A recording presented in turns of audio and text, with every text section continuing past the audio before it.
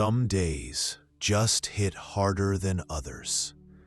We wake up feeling low, face unexpected setbacks, deal with difficult news, endure physical pain, or simply feel the crushing weight of responsibility and existence.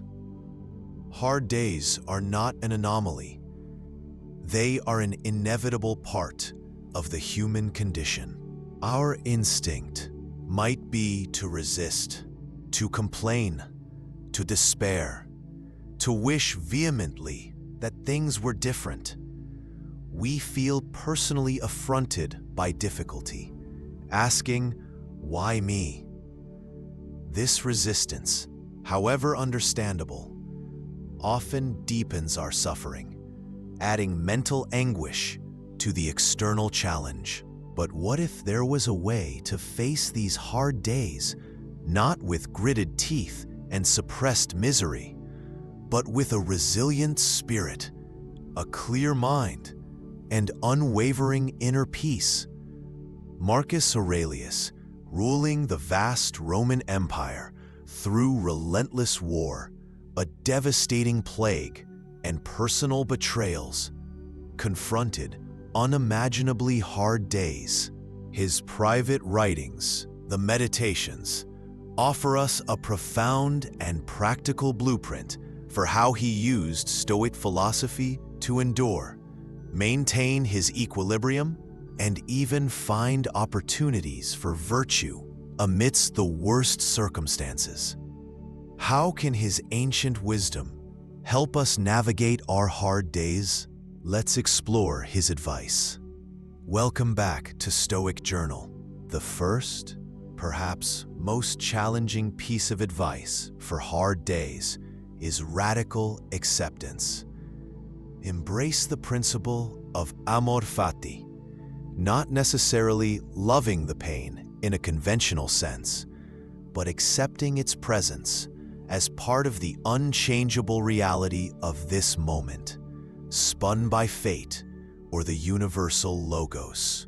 Marcus wrote, "Accept the things to which fate binds you, and love the people with whom fate brings you together, but do so with all your heart." He constantly reminded himself that external events are outside his ultimate control. Resistance, wishing things were otherwise, complaining, "Why me?" These are the sources of additional self-inflicted suffering on top of the initial hardship. They are futile battles against reality. Choose not to be harmed, and you won't feel harmed. Don't feel harmed, and you haven't been. The primary harm often lies in our judgment that this difficult event should not be happening. Accepting the hard day as it is, as a given circumstance, doesn't mean resignation or passivity. It means ceasing the pointless internal struggle, conserving energy, and creating the calm mental space needed to then focus on your virtuous response. Advice number 3. Acceptance paves the way for the second crucial piece of advice. Focus relentlessly on what is within your control. On hard days, it's easy to feel powerless, overwhelmed by external events. The dichotomy of control is your lifeline here. Remind yourself constantly, the difficult event, the pain, the other person's actions, these are external, ultimately not yours to command. Wasting energy wishing them away or trying to force change leads only to frustration. What is yours? Your judgment about the event, your intention, your next action, how you choose to endure, the virtue you display in response to the hardship. Marcus would ask himself, What does this situation require of me? How can I act rightly within these circumstances? Shift your entire mental focus from the uncontrollable external problem to the controllable internal response. This act alone restores a sense of agency and diminishes the feeling of helpless victimhood, which often amplifies the suffering of a hard day. Your power lies not in changing the storm, but in steering your own ship virtuously through it. Third, and transformative, reframe the hard day itself not as a punishment or failure, but as necessary material for virtue. Just as a craftsman needs wood or stone, the Stoic needs challenges to practice and demonstrate their character. Marcus wrote, "The art of living is more like wrestling than dancing. It involves grappling with unexpected difficulties." He also said, "The impediment to action advances action. What stands in the way becomes the way." View the hardship, the illness, the difficult task, the unfair treatment as an opportunity. What virtue does this specific situation call for? Does it demand courage to face fear or pain? Patience and endurance to persevere? Justice to act fairly despite provocation? Wisdom to find a constructive path forward? Temperance to manage your frustration? By seeing the hard day as a chance to exercise your Stoic principles, you change your relationship to it entirely. It becomes less a burden, more a training ground. Your goal shifts from avoiding difficulty to meeting difficulty well. This reframe is profoundly empowering and intrinsically linked to Stoic calm. Even when reframed as opportunity, hardship can feel overwhelming. Advice 4 echoes advice 2 for general overwhelm, but applies it specifically to enduring difficulty. Break the hardship down and focus only on the present bearable step. Don't torture yourself with the entirety of the painful situation stretching endlessly before you. Marcus, do not let the future disturb you. You will meet it, if you have to, with the same weapons of reason which today arm you against the present. Isolate the immediate moment. What is required right now? Can you endure this specific second of pain?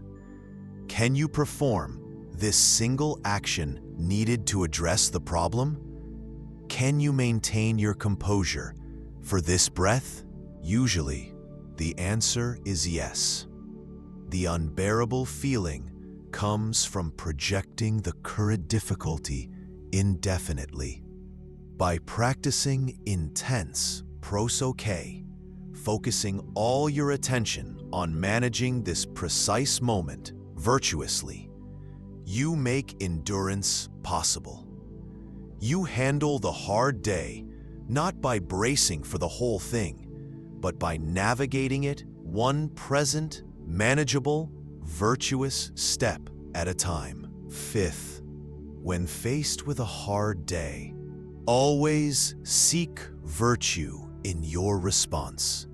This is the ultimate Stoic aim, the only true good. The hardship itself is external, indifferent. Your response is internal, controllable, and the measure of your character. Don't ask, how can I escape this suffering?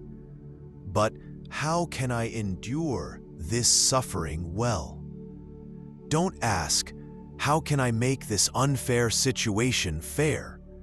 But how can I act justly within this unfair situation? Marcus It is my good fortune that this has happened to me? No, rather that I endure it without pain, neither crushed by the present nor fearing the future. The good fortune lies in the opportunity to display virtue. Is the situation calling for courage, patience, forgiveness, rational analysis? Helping others despite your own pain. Focus on embodying that virtue. Making virtuous action your goal transforms the hard day from a passive affliction into an active arena for demonstrating your best self. This provides meaning and ensures the day contributes positively to your character, regardless of external ease or difficulty. Hard days are unavoidable, but for Marcus Aurelius, and for us following the Stoic path, despair, complaint, and overwhelming distress are not.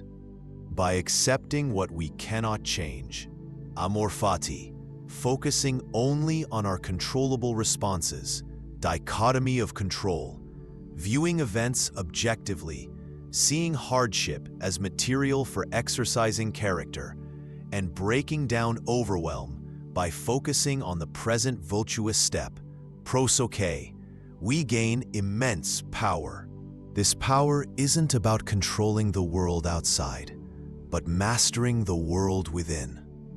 It allows us to endure hardship, not just with gritted teeth, but with reason, resilience, and unwavering virtue. Living well isn't about having easy days. It's about having the inner resources to meet any day well. That is the promise and practice Marcus Aurelius offers us through his enduring meditations. Thank you for exploring Marcus Aurelius's advice for hard days with Stoic Journal. Which principle do you find most helpful when life feels tough? Let us know in the comments. If this guide offered strength, please like and subscribe. Remember your reason, embrace reality, act virtuously, and endure well.